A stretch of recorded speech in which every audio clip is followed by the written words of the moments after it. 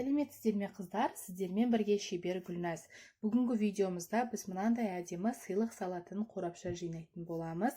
Қорапшаның бір бетінде осындай суреттер, анимация суреттері және баланың аты жазылатын болса, екінші бетінде баланың үлкен портрет суреті қойылады. Бұл қорапшалардың шаблондары, дайын шаблондар беріледі. Телеграмдағы менің Ару дизайн каналымда оның барлығы сақталып тұрады. Сіздер де осылайнан өз қолдарыңызбен жасап, үйде отырып табыс тапқыларыңыз келсе, маған WhatsApp-тан немесе Instagram-нан жазсаңыздар болады. Шаблондардың барлығы әр мереке сайын жаңартылып отырады Ару дизайн каналында. Қазіргі уақыттың өзінде 3000-нан аса шаблон бар. Дайын шаблондар той бастарларға арналған және де түрлі мерекелерге арналған. Сол каналға тіркеліп, осылай бізбен бірге жұмыс жасасаңыздар болады, қыздар. Видеоның соңына дейін менімен бірге болып, қорапшаның жиналу жолын көріңіздер, қыздар. Коробкамыз міне осындай екі шаблоннан тұрады, алдыңғы бөлігі және артқы бөлігі. Екі шаблонды екі қағазға шығардық, баланың фотосы жазылған екінші бетінде, бір бетінде суретпен баланың аты жазылған. Мен біреуін қиып қойдым, қазір екіншісін қиямыз. Міне тура осы шаблонды контур бойымен қиып алып, биговка жасаймыз. Биговка жасауды мен алдыңғы видеоларда көрсеткен, қыздар.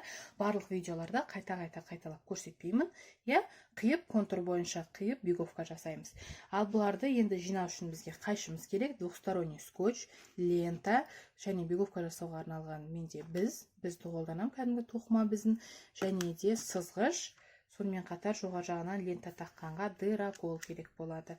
Ал енді жұмысымызды бастаймыз. Шаблонымызды бірінші қиып аламыз. Биговка жасап алдық. Қиып биговка жасадым, қараңыздар. Енді осы биговка жасаған бөліктермен бүктеп жинаймыз. Мына екі шетінен біз скотч жабыстыратын боламыз, двухсторонний скотч. Егер де двухсторонний скотч жөне ұстамай қалуы мүмкін деп ойласаңыздар, ыстық клеймен жабыстырсаңыздар болады. Екі бөлігін осылай ішке қайырдық, және де асты жақтарын қайырамыз. Жоғарғы бөлігінен де мына жерінен де қайырамыз осылай ішке. Ең жоғары жақтағы мына бөлігін сыртқа қайырамыз.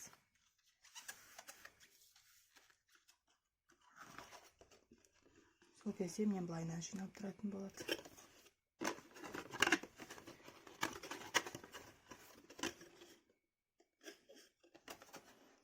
Енді бөліктерін бір-біріне двухсторонний скотчпен жабыстырамыз. Мынандай бөліктеріне және де асты жағындағы бір бөлігіне двухсторонний скотч жабыстырамыз.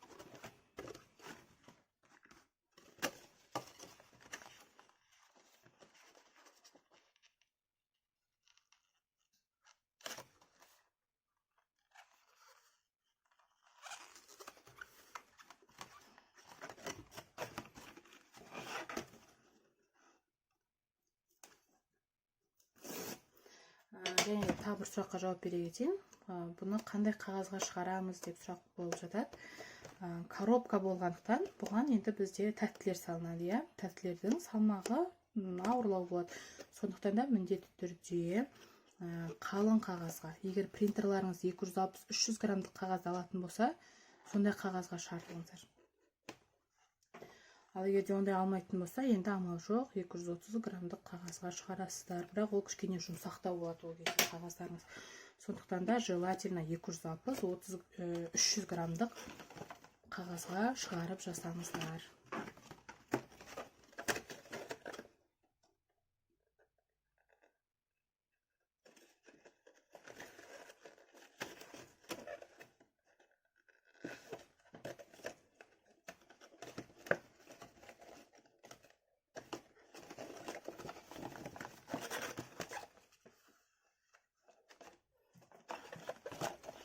Астын былай бірінші екі кішкентай жағын ішке қарай қайырамыз.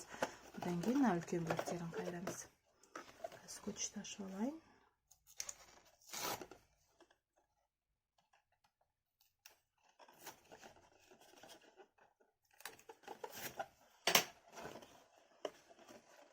Бұл бөлігін жеріне осылай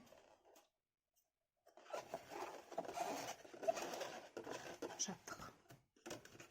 мына екі жағында екі тілшесін былай ішке қарай қайырамыз. Және мына төбесін біріктіріп ұстап тұрамыз да дырафонмен тесеміз.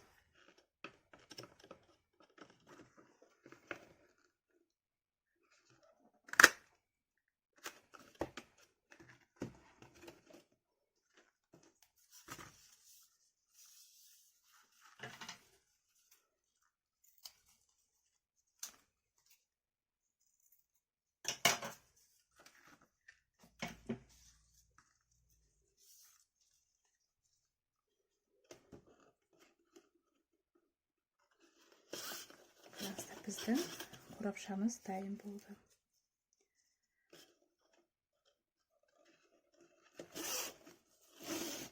Жасалуы өте оңай. Бір қорапшаны жинау үшін небәрі 10 минут уақыт кетеді.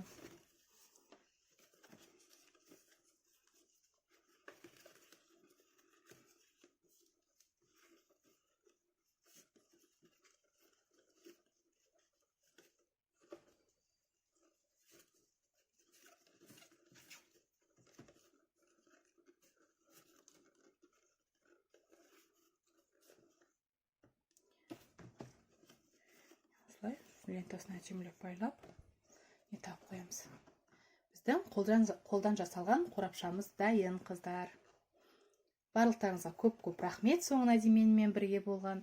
Сіздерде осылай үйде отырып, тойбастар жасап, немесе әр не сайын, праздник сайын, мереке сайын осындай түрлі бокстар, коробкалар жинап табыс тапсаңыздар болады, қыздар. Барлықтарыңызға рахмет, сау болыңыздар.